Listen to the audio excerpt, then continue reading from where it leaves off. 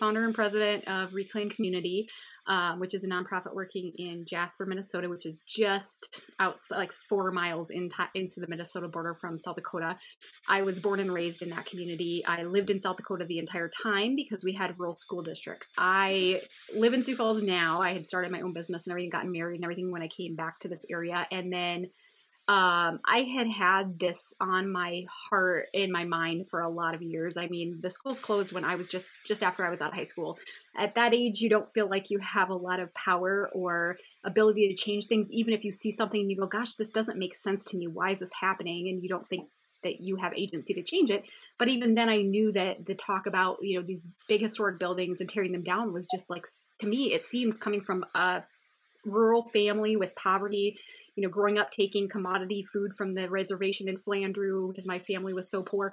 I just didn't see how you could spend like $1 million, which was impossible amounts of money to me, and then just have nothing left but a bare dirt lot in a community that is already so disinvested and in just declining because of the farm crisis in the 80s. And so as I came back and started my own family and all that stuff, opportunity came to purchase one of these buildings. And it was my old elementary high school. It was a K through 12.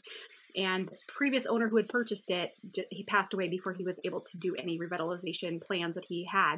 And he'd kind of abandoned it for about 7 or 8 years. So the conversation was, do we allow the county and the city to have to spend almost $1 million to tear down this building? Or how can we solve this problem as a tiny community? And how can I use my skills and talents to help even investigate it? So basically we talked to a bunch of alumni, sent out a mailer, raised $40,000 in 6 weeks, and took on this huge problem solving task. And so I am constantly working to try and, get the people in an area that traditionally have maybe not taken that agency on themselves, but still have a huge history of volunteerism, to take ownership of that and say, instead of waiting for someone else to solve this problem, let's get together and figure out how we can solve it ourselves. And so I'm a researcher at heart. So I've used a lot of my skills and talents researching the, grants, the revitalization information. So basically taking things that we would see in our community as like historically liabilities and turn it into changing that narrative of it's actually an asset. And if we invest in it, we will have more than if we had to start from scratch. And what's the unique things about our community and how we can, shout that from the rooftops and get other people to pay attention. Because just because we're small doesn't mean we're not important or relevant. So we have used grassroots organizing and bring together the community and just give them the opportunity to say, what would help you? What would allow you to have a better business or have a better quality of life, or, have things in your community that you normally have to travel outside for, and we're giving away that investment that we get turned around and put back in our own pockets. So shifting from a survival mindset of the poverty and the farm crisis to a thriving mindset and becoming more sustainable and resilient. And obviously, COVID taught us all how important that is. So we use the vast information on historic preservation, how it's a powerful incremental driver of more investment, economic, upturns, and also the most environmentally sustainable approach. So we try and marry those two things in people's minds.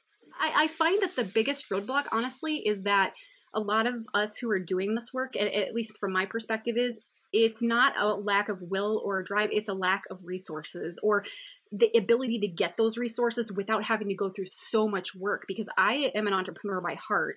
Not everyone is, but I have my own business. And then I took on this nonprofit and started building it, with my own physical abilities, but very little money behind it. Like, we started from nothing. And we have had to kind of like bootstrap it the entire way. And I actually dislike that phrase. So I always qualify that by saying bootstrapping is meant to be something that is impossible to do. It's sort of pulling yourself over a fence by your bootstraps.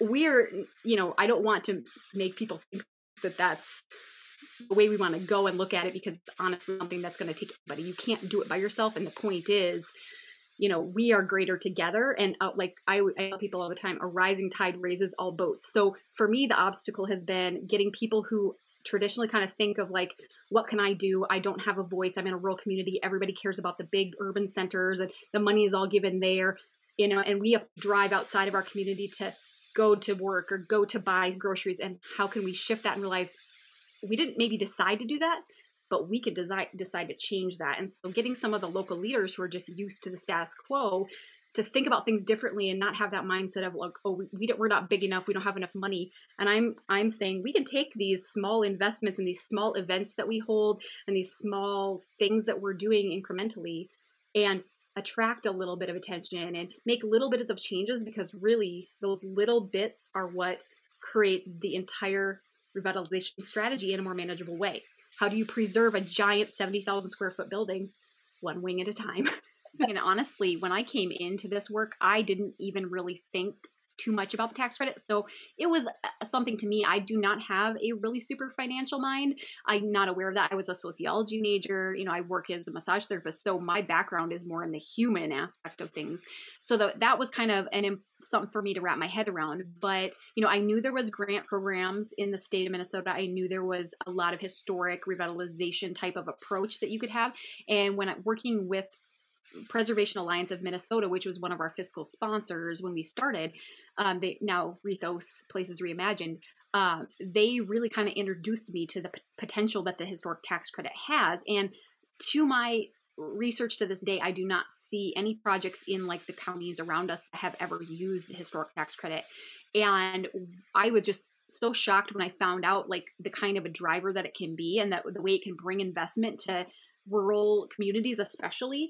It's something that people in the cities benefit from all the time, and they have the big investment and the developers and the people who have the access to capital that we would never see in the rural areas. But when I understood how you could take that historic tax credit at the state level and pair it with the federal tax credit and really double up that tax credit benefit, that's how you attract the kind of capital you need to do these large projects in small rural areas. And if that's the way we need to do some sort of like redistribution of wealth to get it more into so everybody has access to some of those things, that's what I see it as, a potential of taking investment that would go elsewhere and trying to bring it to these areas. Because honestly, it has to stop being a rural and urban divide. It has to be, we're all in this together and we all play an important part in the entire economy, in the entire country. And how do we see how we can scratch each other's back? Because the thing I go back to all the time is, how can everyone win in a situation? It's not about me, because obviously I do this with unpaid. I'm not looking to benefit from this solely. I'm looking for my family, my community, and my children and my grandchildren to benefit from this.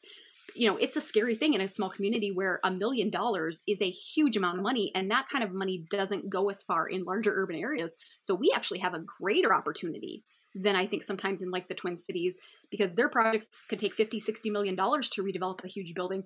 In my community, just $1 million would be a lifesaver for us. We would have a new roof on that school. We would have the HVAC probably, mostly fixed or all fixed, and we would be able to use it.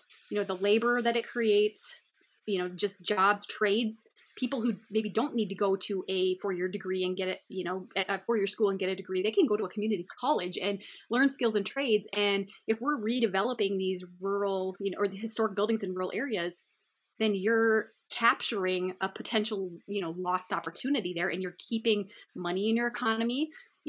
All the things that place economics has found out from the National Trust, there are so many benefits that people just are not aware of. So the historic tax credit is something we just have to keep talking about. And I, was able to testify for the state and House taxation committees, which was really great. And even though sometimes people in my neck of the woods are just like, well, that sounds weird or scary or big, and I don't understand it. Those are people at that level who understand, and getting that feedback from some of the legislators to say, yeah, this is something we need to support. This is a value to Minnesota. I think people don't realize just how powerful that is, especially in these disinvested communities.